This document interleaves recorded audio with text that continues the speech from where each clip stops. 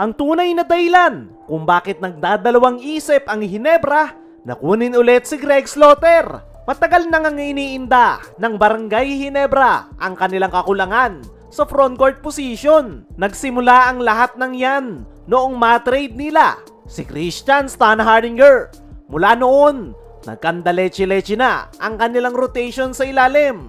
O mayroon silang Japet Aguilar na consistent pa rin ang kanyang performance, lalo na nitong mga nakaraang conference. Pero alam naman natin mga chong, hindi kayang buhatin ng mag-isa ni Japet ang frontcourt, lalo na kapag crucial games na. Kaya ang matagal nang isinisigaw ng mga Barangay Ginebra fans ay bring back Greg Slaughter.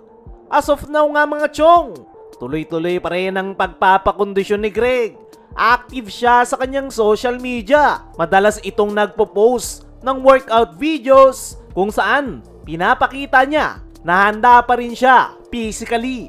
Pero ang malaking tanong, bakit hanggang ngayon wala pa rin siyang team? Technically, nasa Titan Giant Risers ang kanyang playing rights. Pero mukhang walang balak si Greg na maglaro doon. Napabalita pa nga na mismong si Greg Slaughter na ang gumagawa ng paraan para makabalik sa Barangay Ginebra. Ayon sa mga reports, tinatanggihan daw ni Greg ang offer ng Titan Giant Risers at napakaraming dinedemand para mapilitan ng Titan na i-trade ang kanyang playing rights. Ilang beses ding nakita si Greg Slaughter na dumalaw sa Barangay Ginebra practice. Kinausap pa nga raw nito si Coach Tim Cone at ang ilang staff ng Ginebra. Maraming fans tuloy ang nag-assume na nalalapit na ang pagbabalik nito sa Barangay Ginebra. Pero kahit na ganon yung ginawa ni Greg, bakit nga ba hindi pa rin siya kinukuha ng kanyang dating kupunan? Ayon sa ilang sources, nag-aalangan ang Ginebra management dahil sa ilang dahilan. Una, kahit humingi na daw ng tawad si Greg sa PBA at kay Boss Al Francis Chua, hindi pa rin daw basta-basta mabubura ang naging issue niya noon na pagkalaban sa SMC. Pangalawa, hindi na rin bata si Greg Slaughter.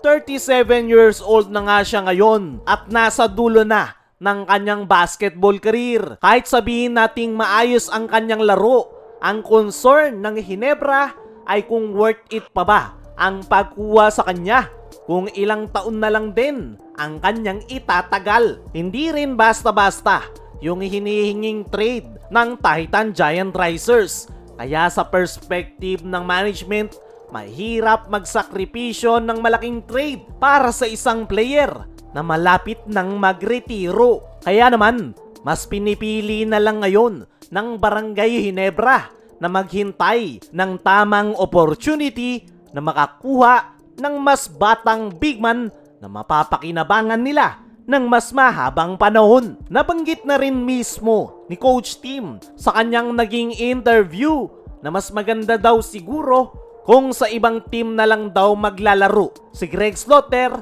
para makapagsimulang muli.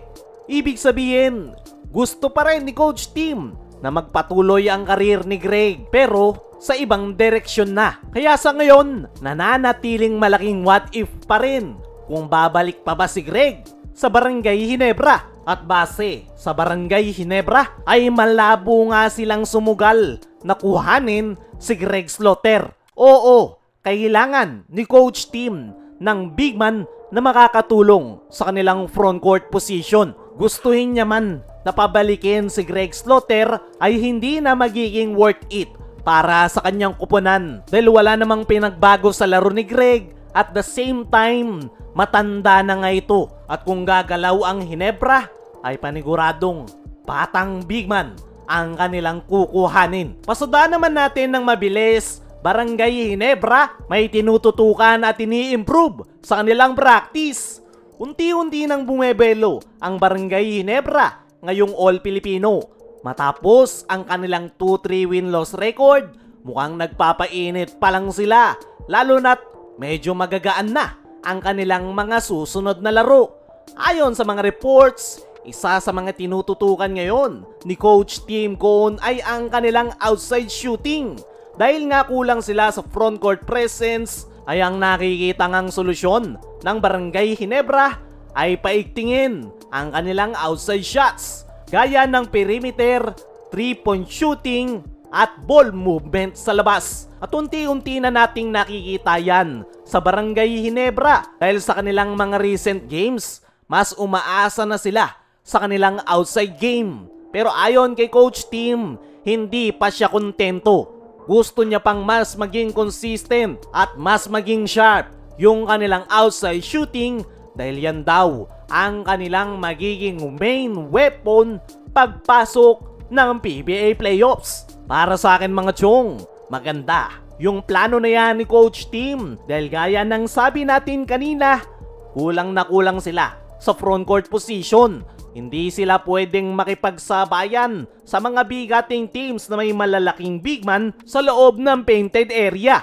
Kaya yung nakitang solusyon ni Coach Tim, habang wala pa silang bagong big man, ay mas i-improve ang kanilang outside shots. At kung titingnan mo yung lineup ng Ginebra, halos lahat ng kanyang mga players ay kayang tumira sa 3-point area. Kaya naman, kung mas may i-improve pa ng Ginebra yung kanilang outside shooting, ay paniguradong isa sila sa pinaka magiging threat na koponan ngayong All-Filipino dahil outside shooting na nga ngayon ang bagong meta. Kaya mga chong, ano ang masasabi nyo na nakafocus ngayon ang Ginebra sa outside shooting?